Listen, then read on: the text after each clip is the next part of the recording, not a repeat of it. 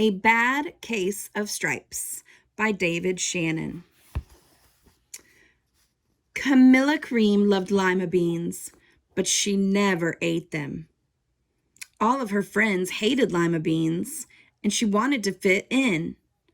Camilla was always worried about what other people thought of her. Today she was fretting even more than usual. It was the first day of school, and she couldn't decide what to wear. There were so many people to impress. She tried on 42 outfits, but none seemed quite right. She put on a pretty red dress and looked in the mirror. Then she screamed.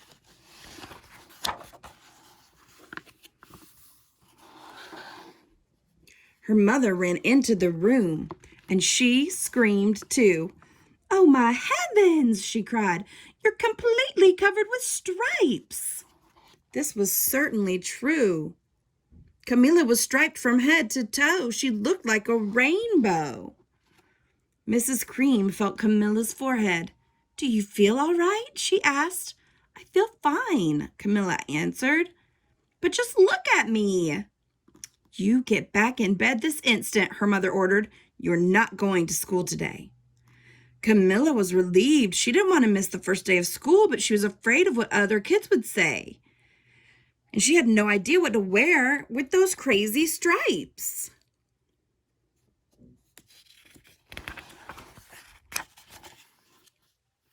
That afternoon, Dr. Bumble came to examine Camilla. "Most extraordinary," Dr. Bumble said. "I've never seen anything like it. Are you having any coughing, sneezing, runny nose, aches and pains, chills, hot flashes, dizziness, drowsiness, short of breath, or uncontrollable twitching?" "No," Camilla told him. "I feel fine." "Well then," Dr. Bumble said, turning to Mrs. Cream, "I don't see any reason why she shouldn't go to school tomorrow. Here's some ointment that should help clear up those stripes in a few days. If it doesn't, you know where to reach me." And off he went. The next day was a disaster. Everyone at school laughed at Camilla. They called her Camilla Crayon and Night of the Living Lollipop. She tried her best to act as everything were normal, but when the class did the Pledge of Allegiance, her stripes turned red, white, and blue, and she broke out in stars.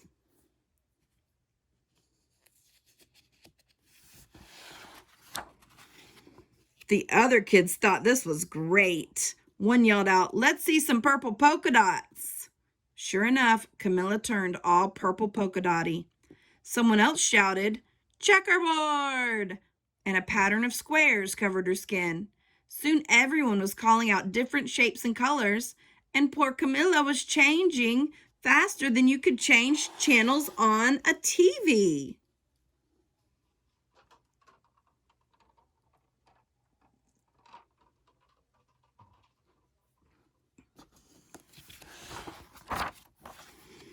That night, Mr. Harms, the school principal, called.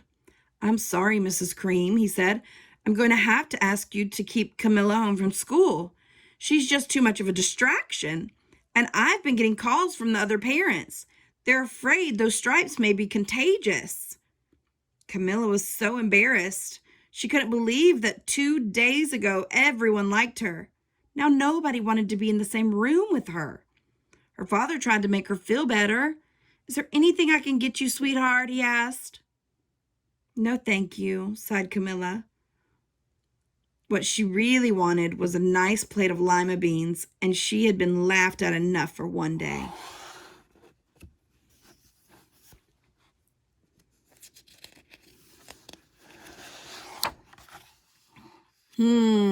Well, yes, I see," Dr. Bumble mumbled. When Mr. Cream phoned the next day, "I think I'd better bring in the specialists. We'll be right over." About an hour later, Dr. Bumble arrived with 4 people in long white coats. He introduced them to the Creams.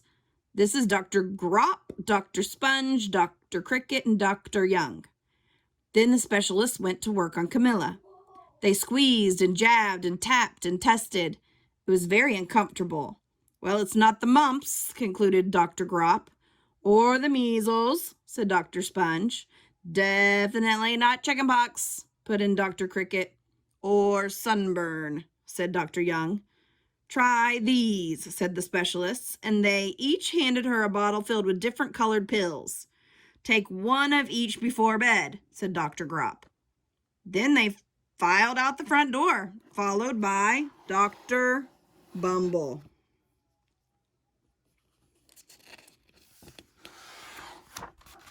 That night, Camilla took her medicine. It was awful. When she woke up the next morning, she did feel different, but when she got dressed, her clothes didn't fit right. She looked in the mirror, and there, staring back at her, was a giant multicolored pill with her face on it.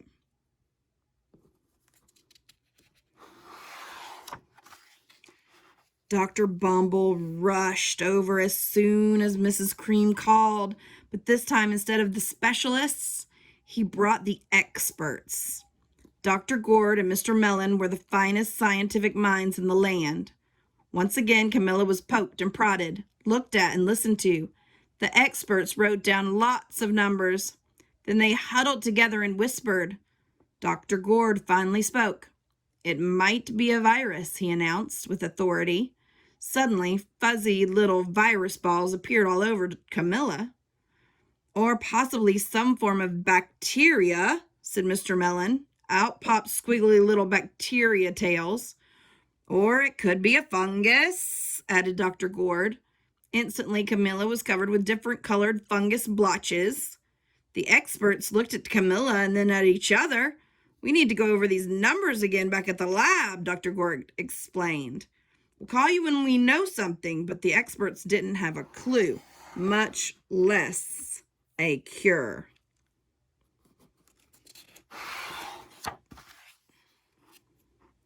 By now, the TV news had found out about Camilla. Reporters from every channel were outside her house telling the story of the bizarre case of the incredible changing kid. Soon, a huge crowd was camped out on the front lawn.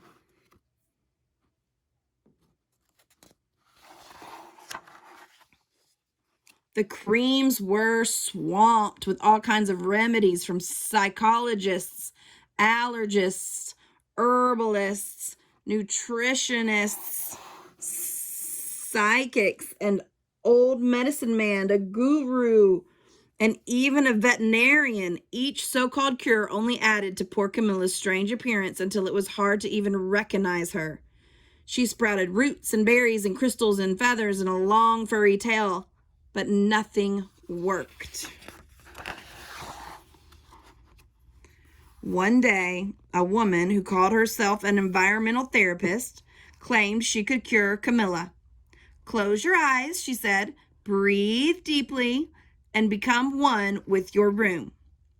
I wish you hadn't said that, Camilla groaned. Slowly, she started to melt into the walls of her room. Her bed became her mouth, her nose was a dresser, and 2 paintings were her eyes. The therapist screamed and ran from the house. What are we going to do? Cried Mrs. Cream. It just keeps getting worse and worse. She began to sob. So here's her mouth, her nose, her 2 eyes.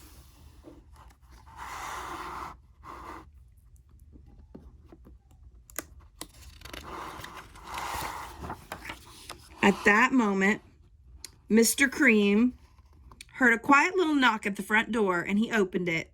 And there stood an old woman who was just as plump and sweet as a strawberry. "Excuse me," she said brightly, "but I think I can help."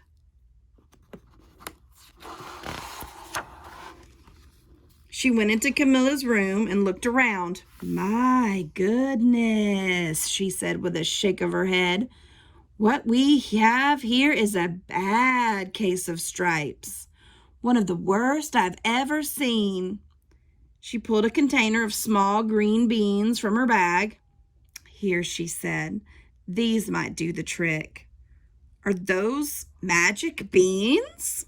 Asked Mrs. Cream. Oh my, no, replied the kind old woman.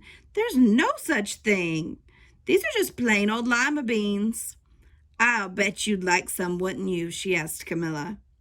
Camilla wanted a big heaping plate full of lima beans, more than just about anything, but she was still afraid to admit it. Yuck, she said. No one likes lima beans, especially me. Oh dear, the old woman said sadly. I guess I was wrong about you. She put the beans back in her bag and started toward the door. Camilla watched the old woman walk away. Those beans would taste so good. And being laughed at for eating them was nothing compared to what she'd been going through. She finally couldn't stand it. Wait, she cried. The truth is, I really love lima beans. I thought so, the old woman said with a smile. She took a handful of beans and popped them into Camilla's mouth. Mmm, said Camilla.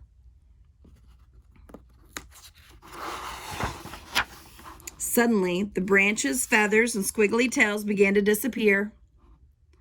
Then the whole room swirled around. When it stopped, there stood Camilla, and everything was back to normal. I'm cured, she shouted. Yes, said the old woman. I knew the real you was in there somewhere. She patted Camilla on the head, and then she went outside and vanished into the crowd.